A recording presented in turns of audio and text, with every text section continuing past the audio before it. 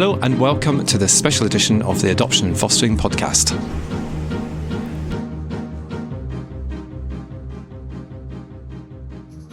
So why are we here today? So we're here today because we've been invited by Adoption UK in Scotland to do a special podcast for education in Scotland about thinking differently in education. Well, that's really exciting, and it's really unusual for us both to be out of the house. I know, and in my manner. Yes, we've actually met some Indigenous Scottish folk. And what did you say? They all sound like they want to kill you. Yeah, I feel slightly intimidated by them, but that's maybe me rocking that stereotype, which is just shocking. Yeah, we'll wait till the end of the day when my actual Scottish accent comes back and I have my kilt on again. Again. Both emotionally, physically and metaphysically. You've got your kilt on. And I have to say, it's really interesting to be here because it feels like there's a very different flavour to the AUK Scotland, and it's distinctly different, isn't it? Is it a different organisation? No, well, when I worked for them, no, it wasn't, but they are kind of in Scotland, and obviously there's some kind of local. Well, when I say local, it's mainly differences because the systems are all different, aren't they? So Wales, Northern Ireland, Scotland, England, all very different. Yeah. So therefore, organisations need to be different, and also on top of that, you have the kind of independence of the kind of, so in Scotland, as an example, a lot of the funding that people get, actually, you have to be based in Scotland to get some of that funding. So, which makes sense. Yeah, exactly. Yeah. So therefore, when we say Adoption UK in Scotland, it is part of Adoption UK in the same way that probably other charities and organisations are, but they have a director here who would deal with the day-to-day running of the organisation. So it's together but apart. Yeah, exactly. Yeah. I feel like a politician saying together but apart. Yeah. Let's not talk to politics, please. Please, no. Well, that's really interesting. So there's a few guests here today, aren't there? So we're going to hopefully we're going to track some people down. There's Louise Bomber and there's a Scottish parliamentarian. Yeah, we're not going to get her. I've been told already we are definitely not getting her. I think that maybe if we're cheeky we could get her. Yeah, we should have. You could go off and be cheeky. Right, well we'll try that. When would you know a politician to willingly talk to anybody? That's fair enough. Yeah. Okay, well that's us, and let's crack on and see if we can find some people. Yeah, we shall. Let's have coffee first, though, yeah? Let's do that. Yeah. Let's go and get some coffee.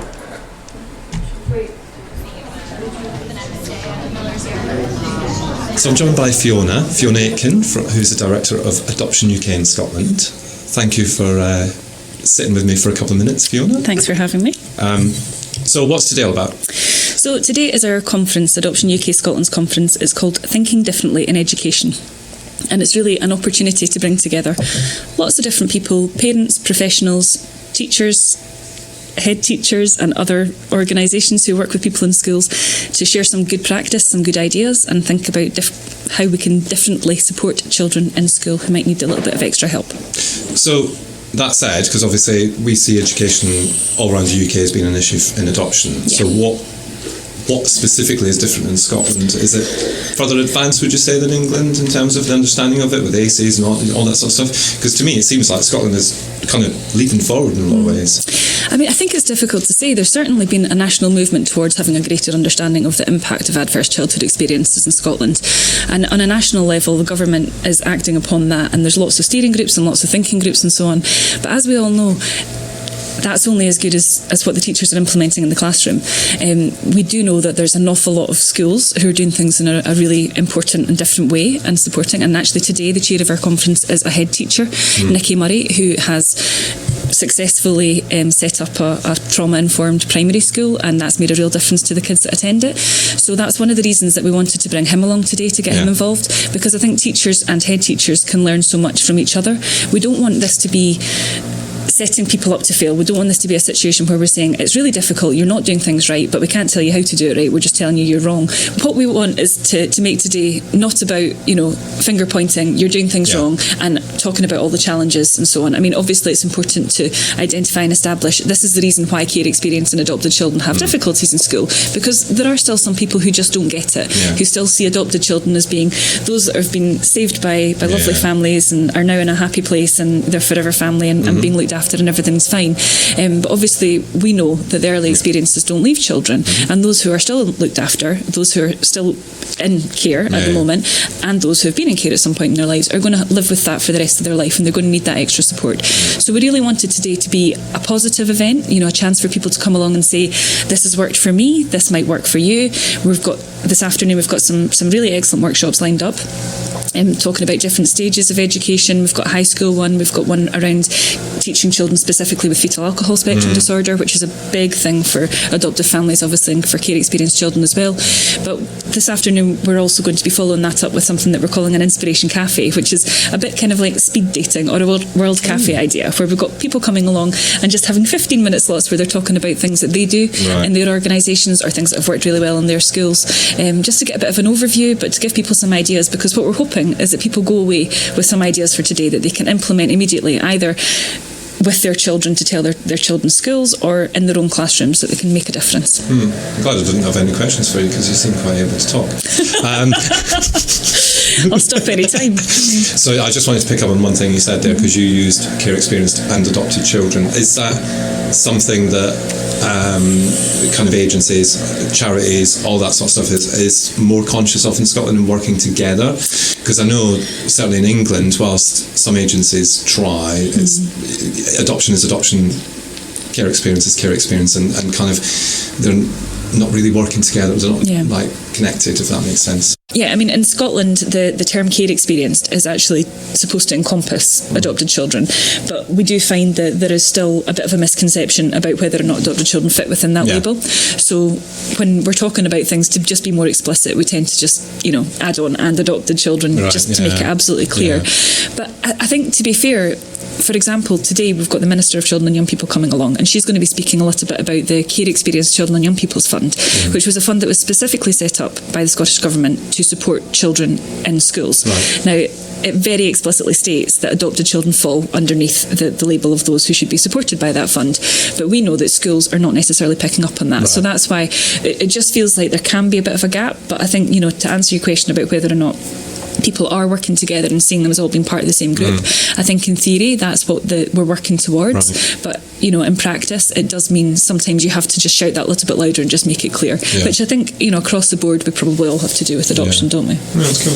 And we're going to be talking to some of the guys from the FASD Hub later as well. So, and you said one of the workshops is going to be about FASD and stuff. So what are the other workshops? I know there's one outside, I won't be going to that one. That's the one I'm taking part in. I'm very excited. You've got your thermals. I have. I've got my waterproof trousers with me. I know. Yeah, I'm like Action Barbie.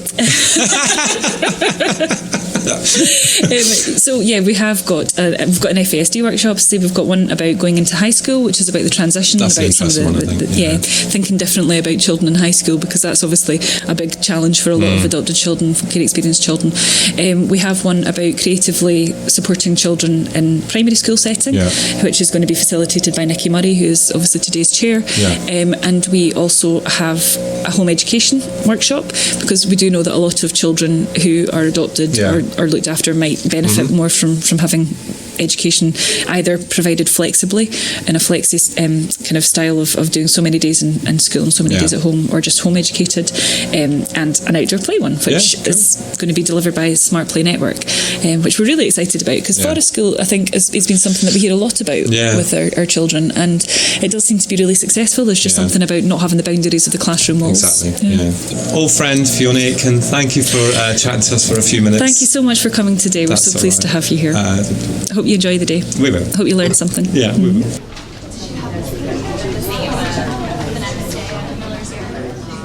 So I'm joined by Simon Cawthorne now, who also works for Adoption UK. And what involvement have you had with today, Simon? Hello, Scott. Great to be interviewed by you and Al. Lovely to see you both. My role in today's conference has been to co-facilitate everything that you see happening today, if I say so myself. With the broom and the coffee. Well, exactly. Yeah, absolutely. Yes, I built a hotel as well. Everyone knows, you know. But between myself and my colleague Alison, we have been responsible for getting the workshops arranged. We've been getting the venue. We have been all the nuts and bolts that goes on into a conference, which is why I'm no longer 6'8". So having been there, I know that can be very stressful to organise. Broad shoulders. Yeah. Broad shoulders. So It's are you fine. a bit tired today? I was up until quite late last night writing my workshop. Please don't put that out, because I am the consummate professional. That is going on. So your workshop then, that's really what I wanted to speak to you about, because I think that generally we talk a lot about primary schools. Yes, yeah. And you're doing one about high schools. So That's do you want to correct. tell us a little bit about it? Yeah, absolutely. Well, we were struck as parents at how different high school actually was as an experience for our daughter, and also as a couple of parents. You pretty much go from a very supportive situation, and you have other folks in the playground that you see quite regularly. You have fairly good communication from the primary school. You have lots of things which basically just cease to exist practically overnight by the time that high school comes along. So the differences between primary school and high school were fairly significant, and we were fairly unprepared as parents to have that kind of cliff edge that's communication and involvement dropped off. It was a little bit worrying as well, because when we went for our first initial kind of transition days as parents, we were speaking to the pupil support, and we were putting in words like attachment to see if they had any clue whatsoever, and no, the blank faces were quite alarming. There seems to be, and this has been backed up by other parents, by the helpline calls that we get through Adoption UK in Scotland, that there just isn't the awareness once you actually move to high school that there seems to be in primary school. Hence the reason for today's conference, really, to try and promote that in as many different ways as we possibly can. So tell me about some of the content in your workshop, because obviously we're not going to record on that, but it'd be good for others to think about. So the one of the things that we've actually tried to do is that we've tried to incorporate the voice of the young people. So we're quite fortunate to have quite a group of volunteers and family members who are happy to allow their children to participate in events where they actually get to share the good things and also not such good things about their experiences. The workshop picks up on some of that, giving the young people a voice, because you can't deny them what they say. And then we're moving on to areas of strategies for transitions, some of which are very familiar with parents who have children at any stage of education or just as parenting in the home. But some of them are a little bit tweaked towards teens as well, because it gives a whole new dimension, being at school and being a parent to a teenager. Oh, yes. Apparently, I don't know. Yes. It's all rose. It's all rose petals in our house. Yes.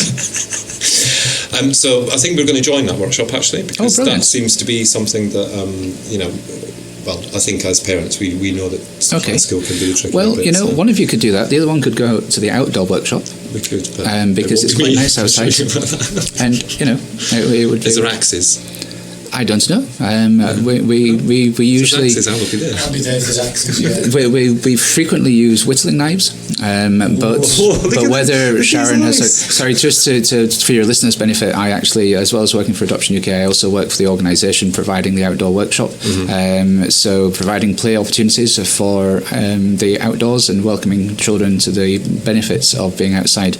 And part of what we do sometimes is that we interest them, just as we would with adults, in a very controlled and safe way, the use of knife work, fires, axes, lumberjack stuff. The stuff that worries me. I mean, I'm not meant to be interviewing, but I'm going to butt in. I find that really interesting.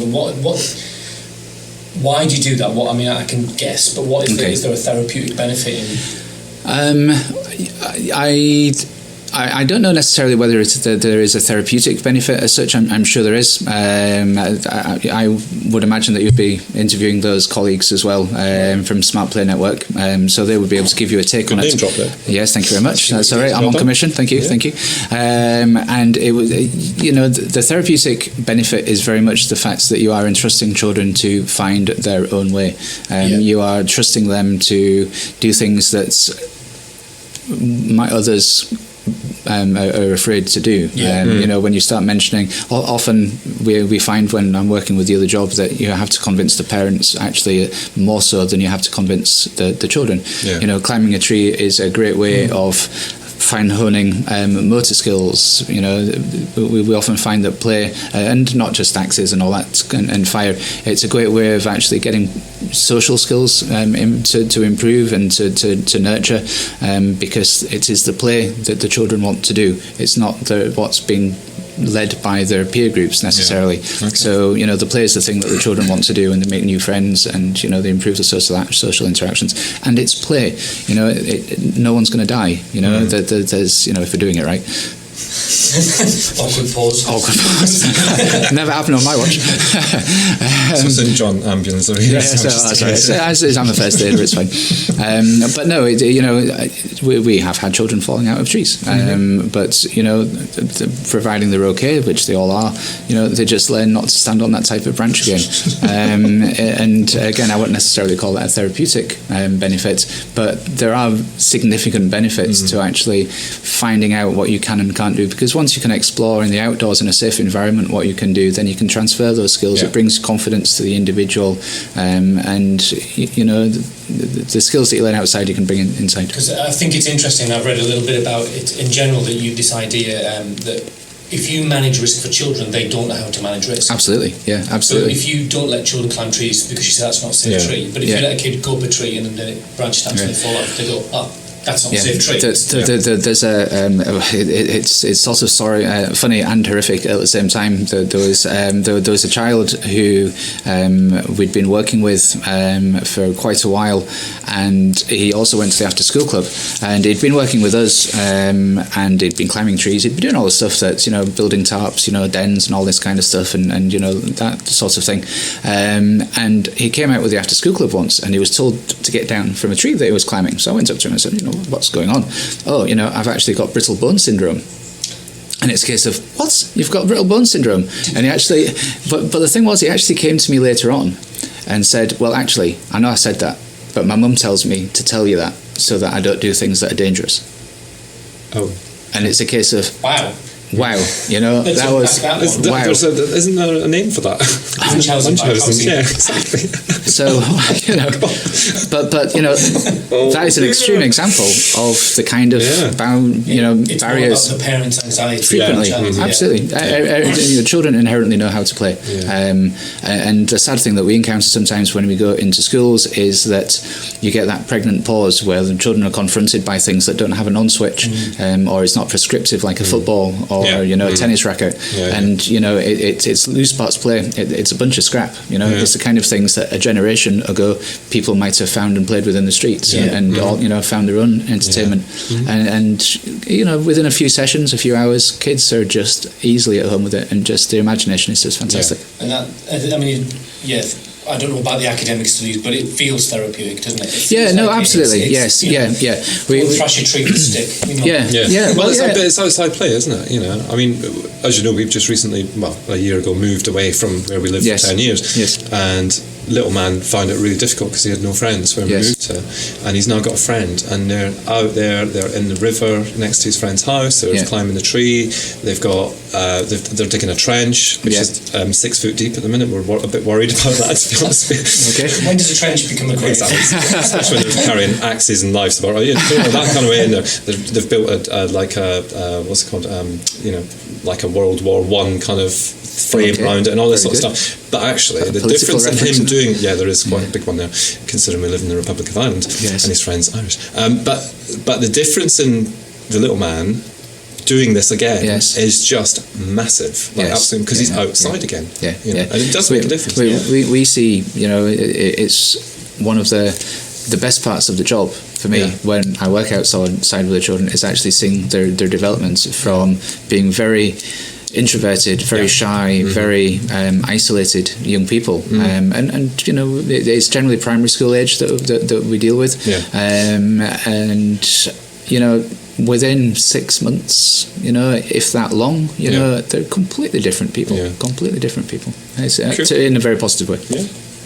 Well, we may invite you back to talk about some stuff like that in a different episode. If we talk about axes, you're always welcome. That's okay. Listen, I can talk about axes until the day is done. Right. Well, I'll turn this off and we'll carry on. Okay. All right. Okay. Thank you, Simon. You're very welcome. Well, I think it's going okay, apart from I have to... Yes, exactly. Yeah, and the steel drum band were having their half an hour, and then the it's kids like a Macy's next parade. It is, isn't it? From Thanksgiving. I know. So I apologise if that's interfering. To be fair, when you did open this one, there was a lot of background noise because you were kind of roving mic, weren't you? So. Oh, now you tell me. Yeah, well, it was. Did you not listen to it back? No, no. But yeah, it's gone all right. We've spoken to. Some really informative people. My real aim today is to get Louise Bomber. Yeah, no. Is to track her you down. need to go and rugby tackle her to the ground. Should have brought Jake. He could have rugby tackled and I could have stuck a microphone in his nose and said, "Tell me some things." By the time she'd actually dragged herself to the door, you'd have had a full interview. Yeah. And also, who was the other? We got to speak to the chair of the conference as well. Yeah, that'd be good. I think he's a little bit like Stuart Guest, but the Scottish version, if that makes sense. But that's just in my head because, I only know Stuart Guest as someone who's publicly saying this is what I'm doing. There's probably hundreds of head teachers that are doing the same. Yeah, but I guess he's that's who he is. He's kind of, and as an adoptive parent, he's got that slant which kind of adds a bit of weight to what he says, doesn't it? Yeah. No, I think it's really interesting just hearing what's going on. I really like what Simon was saying about just this different way of thinking, but also the high school thing, which I think is just massive. Yeah. It is. It's huge for everybody, and I think we need to kind of focus in a little bit more on the high school side as well and try and get... Because, you see it every day. Everything's fine, and then all of a sudden one thing will happen and it just turns everything on its head. We've excluded your child. Yeah, exactly, yeah. I think that's it, isn't it? You've hit the nail on the head. There's often this idea of we'll see how it goes, and if you want, you can come and see this person, and then it escalates, or they don't notice these low-level things that a primary would often catch, being much more pastoral environment. So and we're getting a free lunch as well. Well, it cost us our soul. We had to come here and do this. We've done really well to get these people. Let's get some more people. Yes, let's go and rugby tackle more guests. Guerrilla podcasting. Yes, here exactly, we go. Yeah.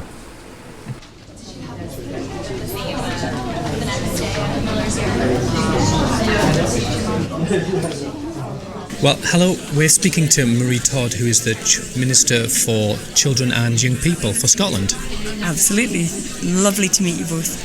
Thank you. Yeah, thank you. The question we wanted to ask you was, there's two questions actually. The first one was, what was the key driver for you being here today? Because it's not often, especially, this is an amazing event to come to, but it's quite small. So for us who kind of experience these things in England where ministers don't show up, what's the difference for you in Scotland? So there's a number of things in there. Children and young people are at the very heart of this government, and our commitment to improving care in Scotland and to making care the best it can possibly be and the best in the world is absolutely core to this government's aims. So this is very, very important to us. The other key thing is that this conference is about education, and we are very focused on education. We're very focused on closing the education attainment gap, and that's absolutely what this conference is about. We want to understand good practice, and we want to recognise it, and we want to share it. And I think it's a real passion for all of the government. I have the best job in government, because the whole government is committed to it. It's not hard to gain attention for this cause. We're determined to make things better. The other thing is we've come on a journey in Scotland, and we are starting to really improve things.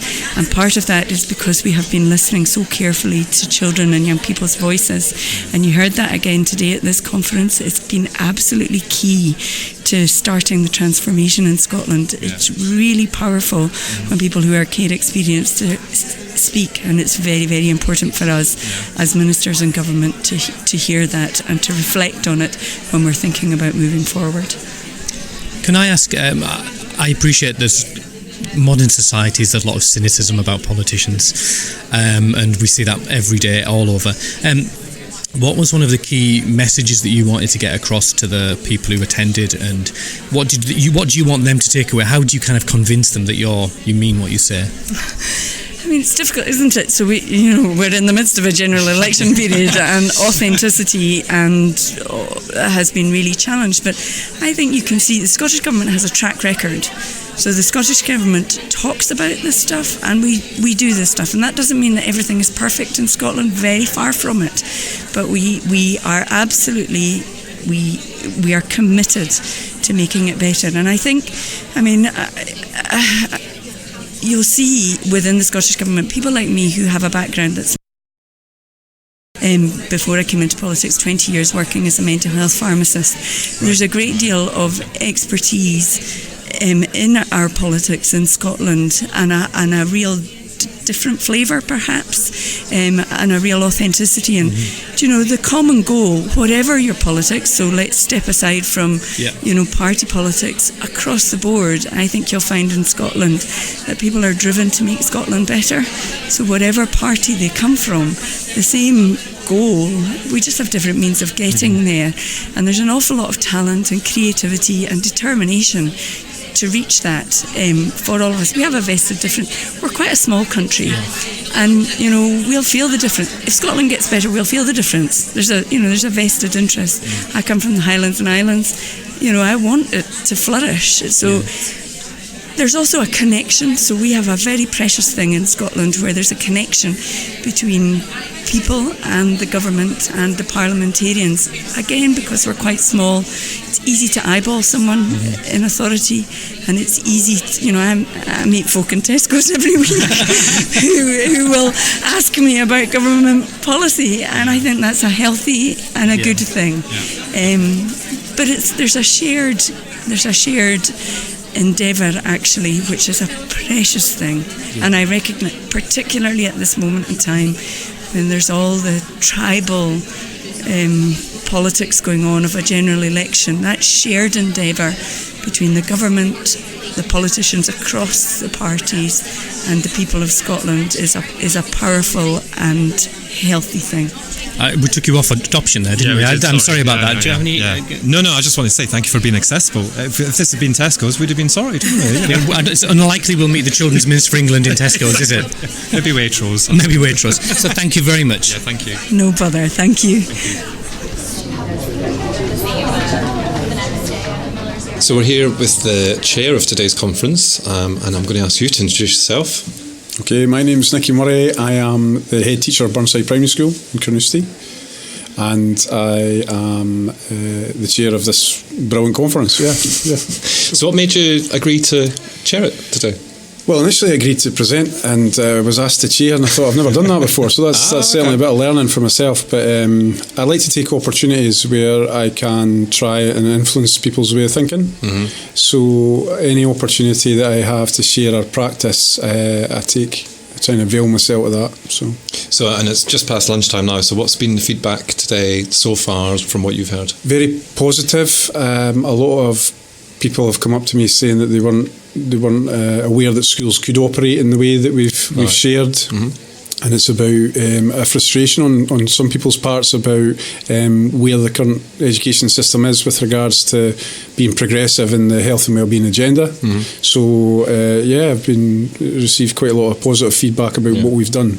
Good. And there's quite a mix as well. There's parents and kind of professionals. I say that, but you know what I mean. Teachers. I think the questions from the parents are interesting. It's about how do they engage with schools to ensure that their needs are being met. And one of the things I spoke about was about control and influence, and there's things you can control, but there's actually quite a lot that you can influence, and that's about parents taking agency in terms of their own learning through organisations like UK Adoption to try and improve their understanding so they can communicate more effectively with schools. And that's only a good thing in terms of schools meeting the needs. Opportunities that I've got to share our practice has actually influenced people across not only Scotland, but this week I was in Sunderland, and previously I was in Newcastle. I'm going to Dublin as well, and London. So that's an opportunity to try and inform people and share what we're doing. Because there's quite a crossover, isn't there? It doesn't matter what country you're in. I think adoption is adoption in each country. That's really insightful, because that's exactly the impression I have when I went to Newcastle and went to Sunderland. It's the same tensions, it's the same frustrations and dilemmas, and the same resources, the issues with resources, and what you do to try and meet people's needs. So everybody's in the same boat, I think. It's interesting you didn't mention Dublin, because I live in the Republic of Ireland. All right. So we obviously use the high school education system over there for our youngest, and I think you'll be surprised at how far behind they are. But yeah, anyway, I just said that out loud. So Burnside in Carnoustie. Yep. I'm only saying the word Carnoustie because you sounded very Scottish when you said it, and I sounded a little less Scottish. But so tell us about it. How long have you been there? What? Well, I've been there for 4 years. It's a large school with 500 children in it. It's an area where there is deprivation, and it's the largest school that's serving the Carnoustie High School. So I've been there for about 4 years, but recently I've moved into a position with the authority to support schools and share some of our practice wider. Right, okay. And I heard you use some examples earlier. I'm just going to say the words so then you can explain the stories maybe. So you mentioned a gate, and you mentioned milk. Okay. And they were quite... just in terms of the way you run your school, that it just seemed really relevant to me as an adoptive parent about. So do you want to? Okay, yeah. So the gate aspect is about standing in front of the school premises. It's about 150 yards away from the school building, welcoming all the parents and grandparents and children in every morning, and that was a conscious decision to communicate to the community that they mattered. You matter to me even before you actually set foot in the building. The content from Louise was talking about the regulation and the reasoning from Dr. Bruce Perry, the 4 R's, resonated with me because one of the aspects that I do to try and de-escalate children or to build rapport is really to do unorthodox things like, come on, let's go for a walk. We'll walk along to the local shops and get a pint of milk. It's not really about the milk because they have about 10 pints of milk in the staff room. It's about actually let's try and get you out of that situation so that we can have time and space to actually repair and talk through some of your worries. And I think that's really about being creative, but putting relationships right at the very heart of what you're doing, and really trying to understand that what we're engaged in is it's really about human service, where you're trying to bring about a humanity to what you do on a daily basis. And what's been the feedback from like the general population, parents and grandparents at your school? Because it's not just about adoption, is it? Because this can translate over into... It's been overwhelmingly positive. You get a lot of anecdotal feedback like, "Oh, you're not a normal head teacher. you didn't, but it's in a good way because they're basically saying that if they're not in my school, it's like, oh, I wish our kids were going to your school." Okay. So that's good in a way, but actually it probably makes me more motivated to try and share some of the practice and some of the learning, because it's some of the things we've got right, some of the things it's taken us a while to get to the point where we can say we've got it right. So. Yeah. Okay.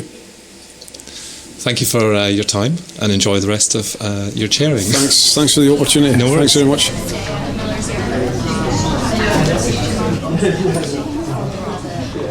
I'm really excited because we're speaking to Louise.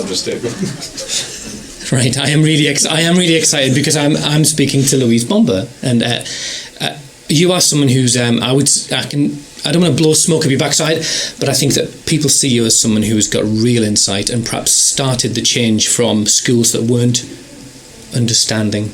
You were one of the people at the front of that push. So thank you for coming on and agreeing to speak to us. Oh, that's my pleasure. It's good to be here. So can you tell me what were you speaking about today? Well, the conference was thinking differently about education, and so I was basically getting relationships back on the map, I suppose. That's what the main topic is. It's about us using ourselves to be the human bridge between insecurity and learned security, and for education staff just to realise what a pivotal part they can play in this recovery journey that these children are on. It's not just over to the psychologists, not over to the parents, it's all of us are part of this. I really believe it takes community to help with recovery. So I kind of just went through some of the challenges that we have in classes and some practicalities of how we can get alongside children and help them with that. So can you give me some examples of the challenges that you're seeing and those practicalities? One major one is the fact that children, because of what they've experienced, relational trauma and loss, they move into something called blocked trust. So there's a real big distrust in adults, and obviously in our schools, we very much operate from I'm the the leader, I'm the teacher, I'm in control, you do what I say, usually in a traditional school. And with these sorts of children, I'll just get their backs up immediately because, they've come from a place of powerlessness. Powerlessness is at the very essence of trauma. And so we have to be very, very creative about how we kind of tame them into relationship so that they don't feel threatened. Because obviously we know relationships are needed for healing and for recovery, but relationships are also triggers, and then get triggered very, very quickly, feel very threatened very, very quickly, and feel like you're trying to get into their head or you're trying to do something to them, manipulate, control them.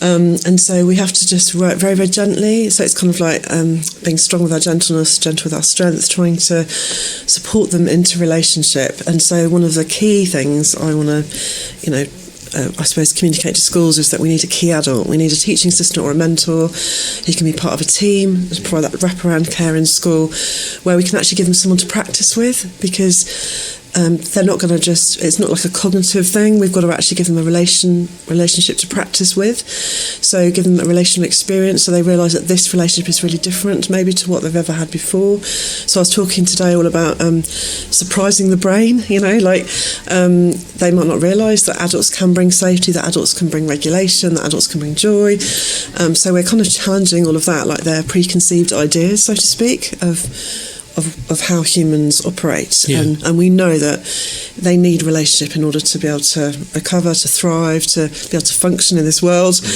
And so teachers can play a really big part in that if they understand the fear that is below this distrust. It's not personal.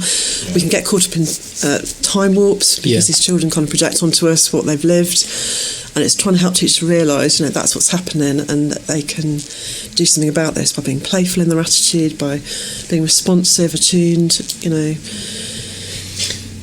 bridging the gap. Yeah, I was just going to ask, obviously today you had quite a captive audience because people had come with the specific, let's think about education differently, but generally do you find teachers are quite open to this kind of stuff, like out and about? I'm not saying you just speak to random teachers in the street, but are they quite... Well, to be honest, it's the missing piece, because we weren't necessarily trained within our BEds, and within education training in this whole area of child development, attachment, neuroscience, and so we've just been doing the best we can with what we know.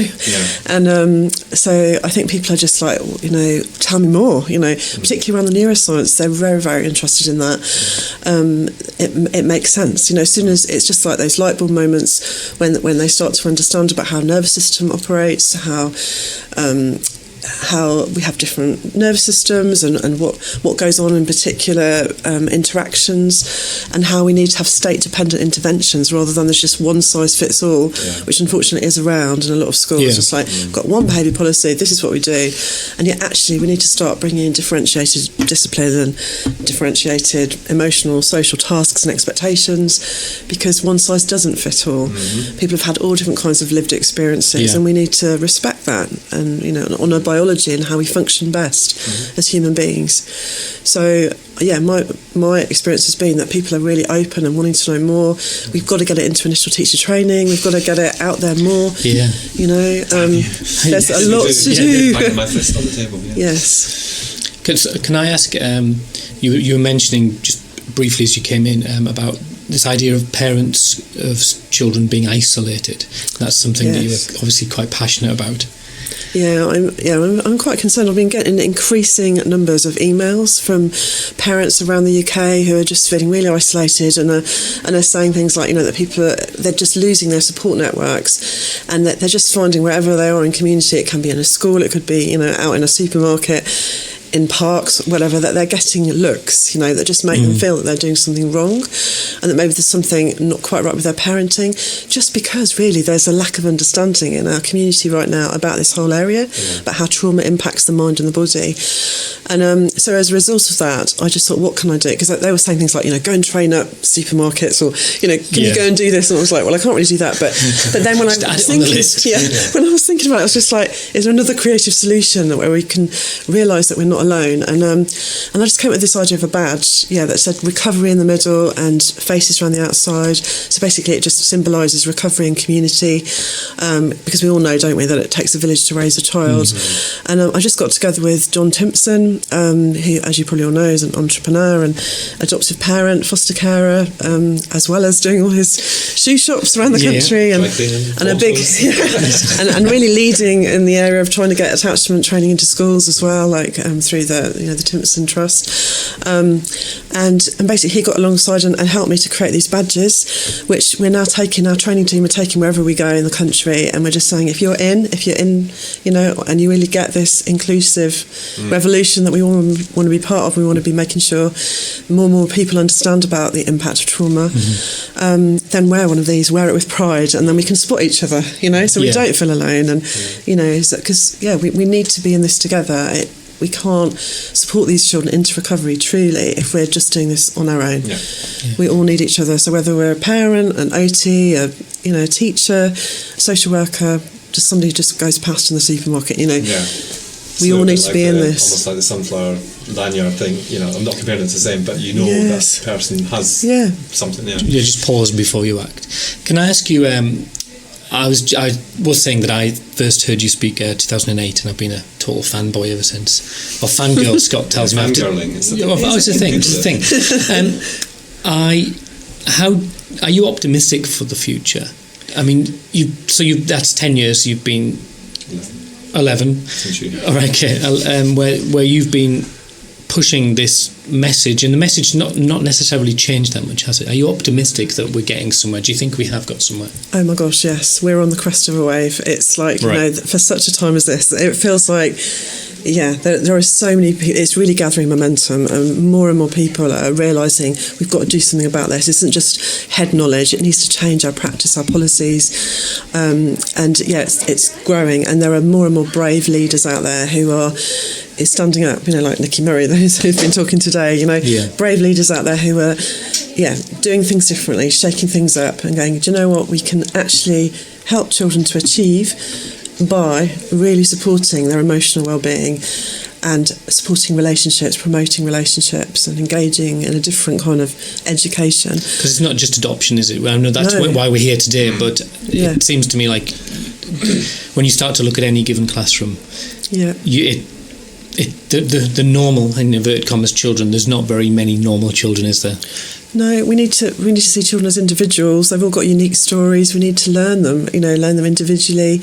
We can't ever get away from that, You can read all the books in the world, but at the end of the day, you've got to learn the child that's standing in front of you, know what their stresses are, know what their calmers are, how do they function best. We can learn a lot from Ken Robinson's work all around, finding the element in the child and finding what is it that's going to help them through life, what is it that makes them tick, that they're skillful at, And that must be hard for teachers as well, because if they've got one child for a year, say in primary school as an example, and then the next year they have a different child, and they're in the mindset of just changing once, but they have to continually be updating their skills and knowledge and all that. So that must be quite draining on teachers. Yes. Unfortunately, class sizes are very big, and if I had it my way, classes would be much smaller. And would be a bit more more family group-ish. But one way around that, obviously, is to create these small teams, which I've written around, where we set up like Team Lee, Team Grace, and we have a smaller family unit within the school, so that even though there is somebody changing each year, that we've still got some that are the same, some will remain, because we need to obviously be trying to promote permanency in schools rather than this kind of stop, start. So rather than having fresh start as our banner over schools, we need permanency. It needs to be kind of our aim, I suppose. So there are some schools out there who are actually realising that, gosh, this child's got a really good relationship with, Mrs. Burns or Mr. Hall, let's keep them with that class another year. Like in primary, that is easier to be done. And good on them, because it's like, yes, the relationship really matters, and it takes these children so long to trust. So we kind of need to build those foundations and build on them. I'm conscious that the taxi's been ordered for you, and we're holding the man at the door. And literally, I've got a flight. Can I have one last question? £50 the meter is on 55. It's not our money. It's fine. I'm conscious that I speak to a lot of parents who say, I really struggle with my relationship with school. Have you got any tips and tricks for parents, carers, foster carers, kinship carers? Any tips and tricks for developing, building, strengthening bonds with school staff? It's a little bit like what you do with the children, to be honest. It's kind of like I'm DDP informed as a practitioner, and use PACE, basically, communicate acceptance, remember that people are doing the best they can with what they know. Sometimes people don't have access to the knowledge. Yeah. So, start from a place of empathy and start from a place of really trying to understand their point of view first, because that kind of throws out the drawbridge to understanding between, mutual respect. And then maybe just say, would it be worth can we have a go at doing some of these things? Could we experiment? Again, I'm just a bit tentative and just say, why don't we try this? There's no harm in trying, and I think sometimes also drawing attention to other practice that's going on. I've heard about this, and maybe just sharing resources as well, but doing it in a very kind of kind, compassionate way, because obviously teachers are working in traumatised systems. We need to acknowledge that, and there is a lot of trauma around. They're being evaluated left, right and centre, and we all know evaluation disables. So it's kind of just going kindly and gently. The more you build a relationship with them, just being human basically, the more I think that they won't feel threatened by you, and they'll feel like you're part of, you're wanting to help and you are part of the team. Yeah. But obviously use resources. Some of the books I've written, for example. Just to kind of flag up. I wasn't doing it purposely. No, but there is a new book coming out in the spring. Discipline. I'm doing. Yes, it's going to be coming out. Yeah, it's going to be coming out. Would you come on the podcast and tell us about your new book? Yeah. Okay. I might do. Yeah, another time. That wasn't a yes, was it? Yeah. No, I can when I finish. We do serious doing final edits at the moment. Yeah, but we're nearly there. Excellent. Oh, and so what is that book going to be about? Discipline. I'm going for the big D. Ooh, that is going to be a good one. Yes. Boom. What we do about discipline in schools. I feel like we've got a scoop. Yeah. Oh dear. Yeah, it's called Know Me to Teach Me, and it will be out in spring. Know Me to Teach Me. Wow. Yeah. Okay, is it pre-order on Amazon now? It'll be soon. It'll be soon up there. Yeah. You're the first to hear. Yeah. Well, thank you so much. That is fantastic, and thank you so much for your time. I know you're rushing to get a taxi, and there's probably a very angry Scotsman outside tracking you down. Safe journey back to wherever you're going, and thank you for giving your time. Brighton. Oh wow, yeah, excellent. Okay, thank you very much. Thank you. Bye-bye. Bye. So that was that. Well, in many ways, you're right when you say that. Once again, your capacity for interpreting events is just genuinely amazing. Yeah. I have had, I'll be honest with you, Scott, we've run around like mad men today. Actually. And we had pie. Amazing pie. It was lovely, wasn't it? Steak pie. And we met a fan, didn't we? Oh, yes, we did. Actually, she said Scott Casanrini, and I looked at her and I was like, I don't know your face. And she could see from my face I was like panicked because I was thinking it was a tax man, and it wasn't. And not just any fan. She's just moved back from China. Yes, so she was our Chinese Far Eastern fan. That's fantastic. Amazing the people you meet. It is true. It is amazing. Anyway, I think that today's been really good, and it's. I really enjoyed speaking. Well, everyone, and I was generally made up about getting the minister as well. I can't believe it. But I was told, no, you can't speak to the minister. And I got a look that would curdle milk off the minister's aid. Yeah, I know. Yeah, it was quite cool. It was quite funny, actually. And she was, she was friendly enough. Absolutely fine. Not a problem. We're not going to go down the politics road. No. Especially given the few days. Anyway, but yeah, that was actually... Or I'll have to refer you to our standards committee. Yeah. But generally, I guess education is a massive deal. And it is. I guess if you're listening and you're not from Scotland, everything is still relevant. Yeah, exactly. Well, it's Nicky said the same. He's gone to different places, even in England and Ireland, actually, to kind of share that this can be done. And similarly to Stuart Guest, who we spoke to a couple of years ago now. Friend of the show. Yeah, but similarly to him, it's a very similar approach. Everybody just wants to see these changes happen, and I think when you've done it, it's easier to convince people, and there's that crossover as well, because It's not just about adoption.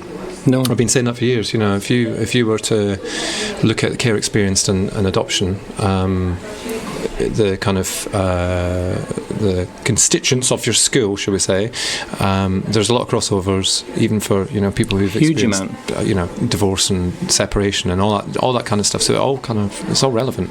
Yeah, it's just about being organised. And we were having a chat over lunch, weren't we, with this idea about statistics that are thrown around about the comparisons between adopted children and compared to the general population. But actually, is there such a thing as the general population? Yeah. And all of the stuff that applies to adopted children often has huge benefits for a whole range of children who don't have that tag adoption, but do have similar or comparable experiences. Exactly. Yeah. So that was that then. So what should we do now? Pub. Yay! Yeah. Oh, shandy? No, I don't like shandy. Top deck. I'm not on the shandy. All right. Okay. Well. Okay. Well, I'm getting the train south, and I'll head on south. Well, thank you. It's been a lovely day, and it's been lovely to spend some time together. Yes, actually, I think this is apart from the wedding weekend, this is the longest we've ever spent. It's quite scary, isn't it? Really? Yeah. Therefore, it's definitely the pub. Yeah, and the cracks are starting to appear. I'll be honest with you. Over lunch. Look after yourself. Buongiorno. Anchovy.